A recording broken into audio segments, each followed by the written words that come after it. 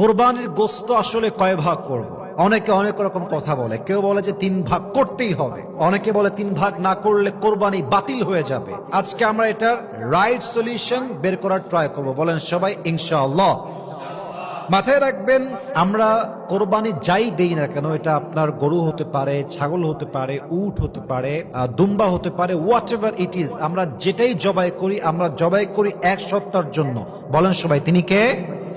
তবে কোরবানির গোশত বলেন, রক্ত বলেন, কিছুই আল্লাহর কাছে যায় না, বরং যায় হৃদয়ের তাকওয়া, আল্লাহর ভয়। বলেন সবাই সুবহানাল্লাহ।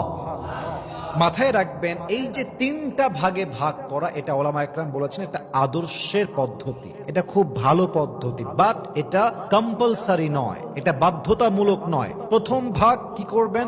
নিজের জন্য, নিজে আপনি খাবেন। এর কারণ নিজে খাওয়া মানে হচ্ছে আল্লাহর শুকরিয়া আদায় করা, এবং আল্লাহর রসুল কোরবানি দেওয়ার পরে গোশতটা নিজে আগে খেতেন। সুবহানাল্লাহ পড়বেন না তো সবাই?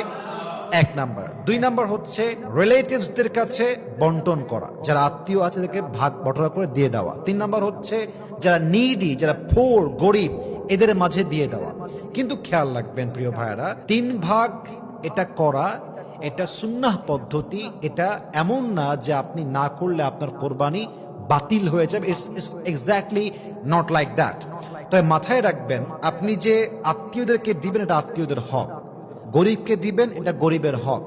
আপনি যদি কোরবানি করে সমস্ত গোশত ফ্রিজ আপ করে রেখে দেন, ফ্রিজেই রাখেন, আমি একাই খাবো আর কাউকে দিব না, এটা আমার ভাগ, এটা আমার কোরবানি, এটা আমার টাকা, তাহলে কোরবানির হকটা পরিপূর্ণ আদায় হবে না।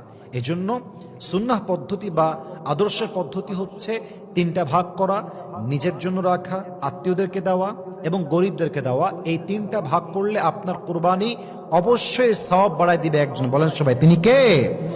অতএব যারা ভাবেন যে 3 ভাগ না করলে কোরবানি বাতিল হয়ে যাবে, 3 ভাগ না করলে আমার সওয়াব পাওয়া যাবে, ইটস রং আইডিয়া। বরং এটা আদর্শের পদ্ধতি, ইটস নট কম্পালসারি, এটা বাধ্যতামূলক নয়, বরং করাটা হচ্ছে একটা ভালো তরিকার মাঝে পড়ে, সুন্নাহ তরিকার মাঝে পড়ে। আল্লাহ আমাদের সবাইকে বোঝার তৌফিক দান করুক। পড়েন সবাই আমিন।